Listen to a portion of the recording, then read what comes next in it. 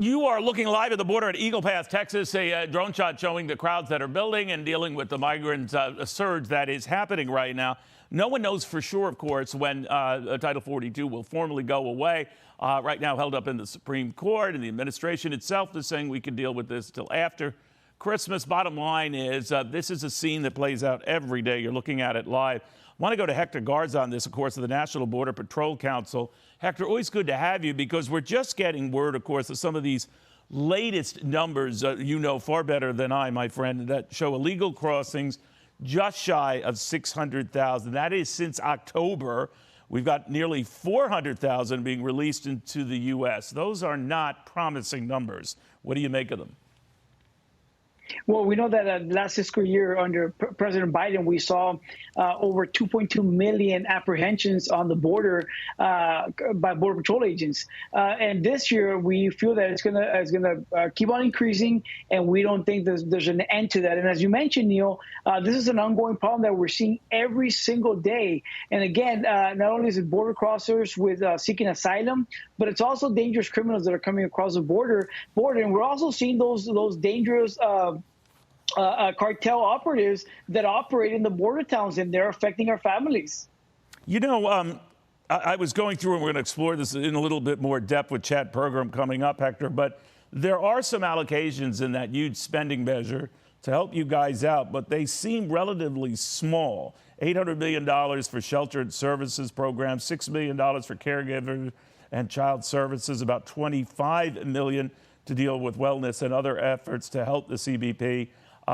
Then they lump together about $16 billion for the Customs and Border Protection, but don't detail exactly how guys like you could benefit from that to help fight this. Are you disappointed? Well, we're very disappointed because most of that money that's being allocated is to actually process people and to enable catch and release. That's what that money is there for, so we can get more processing facilities, so we can get more accommodations for people that are crossing the border illegally and are seeking asylum. And unfortunately, it's only money for catch and release, and also money for those non-governmental organizations that are enabling this presidential administration in encouraging more illegal immigration. Unfortunately, we're not seeing money for vehicles so that our agents can go out and patrol. We're not seeing money so that we can upgrade our radio systems. Right now, currently, it's very difficult to be able to communicate with one another along the border. We have a lot of radio dead spots where we're not able to get out and seek support from our fellow agents. So unfortunately, a lot of this money is not meant for true border security, and that's very disappointing. And even if it were, it seems like the numbers pale to thousands of migrants and gotaways with whom you have to deal. For example, I'm looking at this, Hector, and it's saying that they're looking at providing $60 million for about 125 new border officers and 250 technicians and support staff. That's a drop in the bucket, isn't it?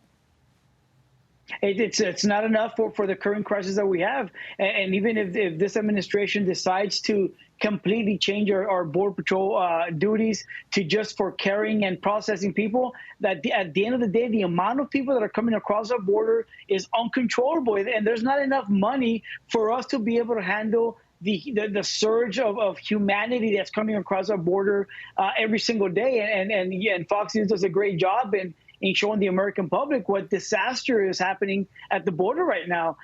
So unfortunately, the money that is being allocated is for carrying and processing and encouraging more catch and release. And unfortunately, there's not enough money allocated for border security so that we can do our job and stop those dangerous drugs and those dangerous criminals that come across the border every single day. And unfortunately, they do come across and they don't get apprehended and they sneak into the United States. Hector, I don't know how you deal with it all, but you deal with it all. Try to have a Merry Christmas, my friend, for you and your family, all your men and women who are dealing with this pretty much on your own. Hector, thank you. By the way, we are going to explore this breakdown in this spending measure tomorrow on my weekend show, a special Christmas Eve edition live, where we'll look at some of the funding, the billions of dollars we're told is going to be parceled out to deal with the crisis at the border, but maybe not in the way you think. Now, I gave you a couple of those examples, but beginning at tomorrow at 10 a.m. Eastern Time live, we will explore the solution, at least from the administration and in this big spending plan, to not letting Title 42 extend indefinitely. This is the alternative to that. You might be disappointed.